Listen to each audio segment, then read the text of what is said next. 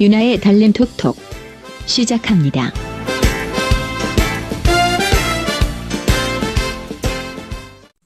프리랜서 송동성 대기자님의 6번째 칼럼은 새누리당 불법 댓글 진실은입니다.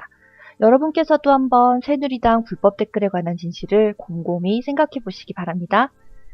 18대 대통령 선거운동이 막바지에 이르면서 새누리당 박근혜 후보와 민주통합당 문재인 후보 양 진영의 공방이 치열합니다. 선거 국면이 한 집이나 두 집 아니면 반집 차이에 개가 바둑과 같다 보니 온갖 불법 선거가 난무하고 있는 양상입니다. 바둑에선 바둑알을 한번 놓았다가 다시 드러내기만 해도 바로 패배가 인정되고 초읽기에 걸려 단 1초만 늦어도 패배로 연결됩니다. 참으로 신사적인 게임이죠. 하지만 선거에선 눈앞에서 버젓이 부정한 짓이 저질러져도 패배로 인정되지 않는 바람에 아니면 말고식의 흑색 선전과 불법 선거가 판을 치게 되는 겁니다. 박 후보와 문 후보 측은 서로 상대가 흑색 선전과 불법 선거를 하고 있다고 주장하고 있습니다. 이를 지켜보는 국민은 어느 말이 진실이고 거짓인지 그저 혼란스럽기만 합니다. 하지만 상당수 국민들은 그 가운데 최근 이슈가 되고 있는 몇 가지는 객관적으로 정황상 의심이 간다고 보고 있습니다. 먼저 서울시 선거관리위원회가 새누리당 SNS 불법 사례를 적발했죠. 서울시 선관위는 불법 선거운동을 한 혐의로 새누리당 중앙선대위 산하 국민편익위원회 SNS 미디어본부를 검찰에 고발했습니다.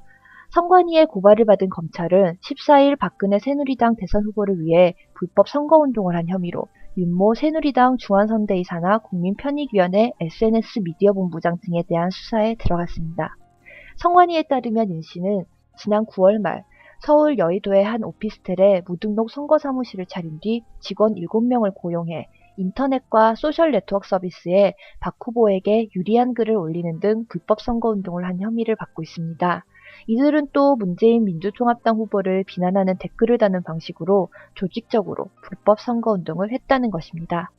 윤 씨는 새누리당 중앙선대위 국정홍보대책위원 총괄팀장도 겸하고 있다고 합니다. 이들은 트위터에 올린 게시물의 리트윗 실적을 박 후보 측 안상수 가계부채 특별위원장에게 수시로 보고한 것으로도 알려졌습니다. 선관위 특별기동조사팀은 이들이 불법 선거운동을 한다는 제보를 받고 오피스텔 현장을 급습해 박 후보 명의의 임명장 2박스, 새누리당 입당원서, 박 후보 일정, 박 후보를 위한 SNS 미디어본부 활동 상황 보고서, 컴퓨터 8대 등 증거물품 51종을 수거하고 사무실에 있던 8명도 임의동행 방식으로 데려가 조사했다는 것입니다. 선관위 관계자는 조사를 통해 이들의 위법 행위를 확인했다며 공직선거법상 지위를 이용한 선거운동 금지, 단체의 선거운동 금지, 사조직 등을 이용한 선거운동 금지 등을 어긴 혐의라고 설명했습니다. 사정이 이러한데도 새누리당은 선관위가 잘못하고 있다는 억지를 쓰고 있습니다.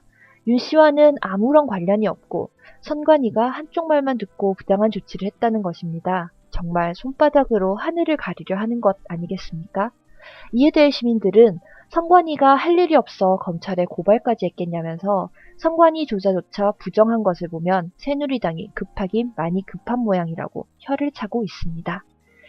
지난해 4.27 재보선 강원도지사 선거에서 새누리당의 전신인 한나라당 엄기영 후보를 지지하는 불법 전화운동안이 무더기로 적발된 적이 있죠. 전화 홍보요원 33명을 조직해 일당 5만원씩을 주고 불법 선거운동을 시킨 조직책 김모 씨를 선관위가 적발해 경찰에 고발했습니다. 엄 후보는 도지사 선거에서 결국 민주당 후보에게 낙선했죠. 윤 씨의 SNS 불법 선거운동 사건보다 앞서 불거진 국정원 직원의 오피스텔 불법 선거 의혹도 미심쩍기는 마찬가지입니다.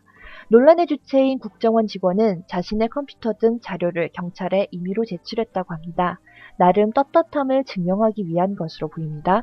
그렇다면 경찰이 조사를 위해 부르자 이에 불응한 연유는 무엇일까요? 국민은 그 진실을 알고자 합니다. 이상 송동성 칼럼 6회였습니다. 12월 19일 여러분의 한 표로 세상을 바꿀 수 있습니다. 투표해주세요.